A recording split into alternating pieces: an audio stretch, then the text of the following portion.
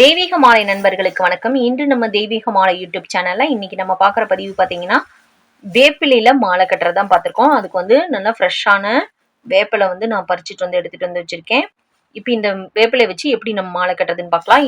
நல்ல இலையா வந்து வேப்பிலையை வந்து நம்ம பறிச்சு எடுத்து வச்சுக்கலாம்.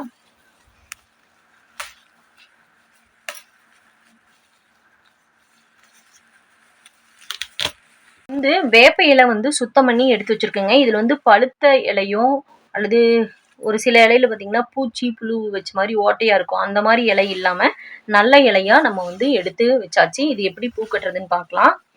இப்போ நம்ம பூ கட்டுற நூலை தான் நான் வந்து கட்ட போறேன். கொஞ்சம் வந்து நூல் விட்டுட்டு இப்படி ஒரு 4 இலை வந்து வச்சுக்கலாங்க. 4 அப்படியே ரெக்கு இப்படி அந்த இதில் பறிச்சவங்க வந்து அப்படியே 4ஆக வச்சுக்கலாம். ஏன்னா நம்ம 1 2 வச்சோம்னா கொஞ்சம் மொத்தமாக இருக்காது. கொஞ்சம் மாலை கொஞ்சம் பெருசாக வேணும். வேப்ப இலை அதிகமாக இருக்கு, நிறையவே இருக்குது. அதனால் நான் வந்து இப்படி வச்சுருக்கேன். இப்போ இதை வந்து நம்ம 2ஆக மடிச்சுக்குவோம். இப்படி மடிச்சுக்குவோம். இப்படி 3ஆக மடிச்சிருக்கேன். சரிங்களா? இப்படி 3ஆக மடிச்சுட்டு இப்போ நம்ம பூ கட்டுற மாதிரியே நம்ம இதை வச்சு கட்டிக்கலாம்.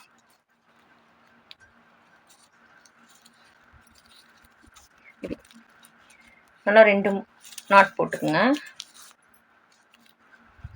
இப்போ அடுத்தது இதே மாதிரி ஒரு 2 3 4 இது வந்து நம்ம எடுத்துருந்தோம் இல்லைங்களா? இப்படி 4 இருக்க வந்து நம்ம எடுத்துக்கலாம். இதில் ஏதோ பூச்சி இருக்கிற மாதிரி இருக்குது, வேணாம். ஒரே மாதிரி இருக்கிறத எடுத்துக்கோங்க. சின்னது பெருசுன்னு வச்சிங்கன்னா உங்களுக்கு மாலை வந்து வித்தியாசமாக இருக்கும். அதுக்காக இப்படி எடுத்துருக்கோம். இப்படி எடுத்துக்குங்க. இப்போ ஒரே மாதிரி எடுத்தாச்சு. இப்போ இதை வந்து நம்ம மடிச்சுக்குவோம். இப்படி மடிச்சுட்டு இப்படி நூலுக்கு மேலே வச்சு இப்படி நூலை வந்து இப்படி அடிப்பக்கமாக சுற்றி இப்படி கொண்டு வந்துக்குங்க. நல்லா டைட்டாக கிட்ட நெருக்கிக்கிங்க. அப்போ தான் நெருக்கமாக இருக்கும். மாலை பார்க்குறக்கு நல்லா அடர்த்தியாக தெரியும். இப்போ இப்படியே பூ கட்டுற மாதிரி இப்படி மேலே சுற்றி நாட் போட்டுக்கணும்.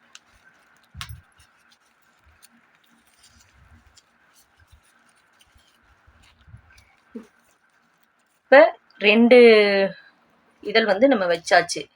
சரிங்களா? இப்போ என்ன செய்யணும்னா அடுத்தது இப்படி நம்ம திருப்பிக்குவோம். திருப்பிக்கிட்டு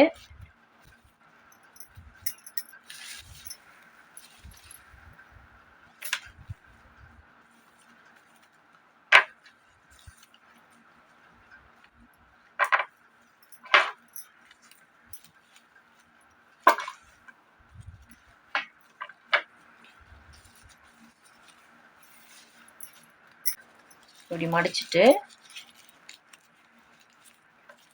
இப்படி நம்ம திருப்பி வச்சுருக்கோம் இல்லைங்களா? இது வந்து ஃபஸ்ட்டு நம்ம இப்படி வச்சு கட்டணும். இப்போ வந்து நம்ம திருப்பிக்கிட்டோம். இப்போ இந்த திருப்பினதில் வந்து இப்படி வச்சுக்குங்க.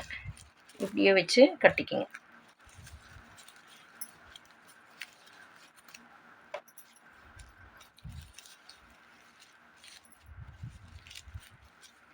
இப்படி இப்போ 2 நாட் வந்து நம்ம போடணும்.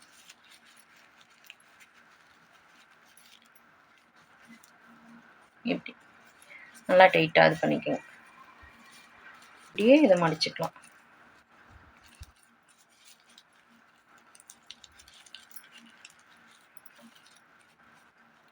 இப்போ இப்படி திருப்பிக்கலாம்.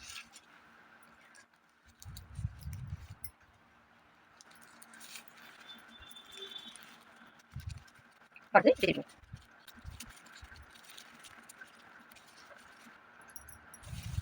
இப்போ பாருங்க நல்லா அப்படியே அழகா வந்திருக்கு. இப்போ இதுக்கு அடுத்து நம்ம செவந்தி பூ வந்து நான் எடுத்திருக்கேன். இப்போ இது இந்த சைடில் ஒன்று இந்த சைடில் ஒன்று வச்சு கட்டிக்குவோம்.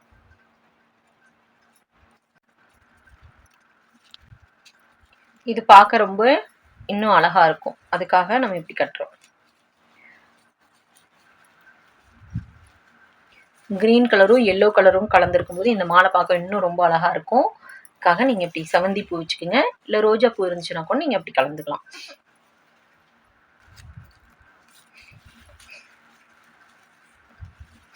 இப்போ இதே மாதிரி நம்ம வேப்பிலை வச்சு கட்டி இந்த மாலை ஃபுல்லாகவே கட்டிட்டு எப்படி இருக்குன்னு பார்க்கலாங்க.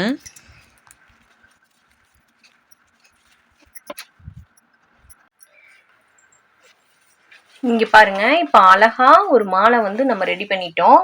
வேப்பிலையை வச்சு செவந்தி பூ வச்சு நமக்கு அம்மனுக்கு வந்து வேப்பிலை மாலை வந்து நான் வந்து ரெடி பண்ணிட்டேன். இது நாளைக்கு எங்கள் குலதெய்வம் அம்மனுக்கு போடுறதுக்காக நான் வந்து ரெடி பண்ணியிருக்கேன். நாளைக்கு ஆடி செவ்வாய், அதுக்காக வந்து நம்ம குலதெய்வத்துக்கு போடுறதுக்காக நான் வந்து இந்த மாலை ரெடி பண்ணியிருக்கேன். இங்கே பாருங்க, இது ஓப்பனாக தான் இருக்கு. நம்ம வேணுங்கிற அளவுக்கு நம்ம மாலை வந்து அங்கே அவங்க அம்மனுடைய சிலைக்கு போடுற மாதிரி நம்ம ஜாயின் பண்ணிக்கலாம்.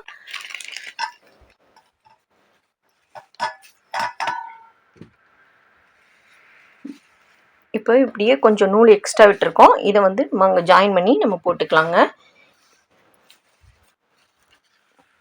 கீழேயும் வந்து செவந்தி பூ வச்சு கீழே வந்து இப்படி வேப்பிலை கொத்தா வச்சு நான் கட்டியிருக்கேன். செவந்தி பூ வந்து இது கூட ஜாயின் பண்ணி கட்டியிருக்கேங்க.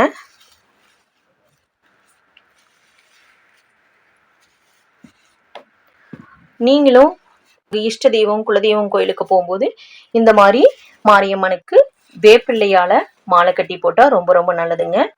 நீங்களும் ட்ரை பண்ணி பாருங்க.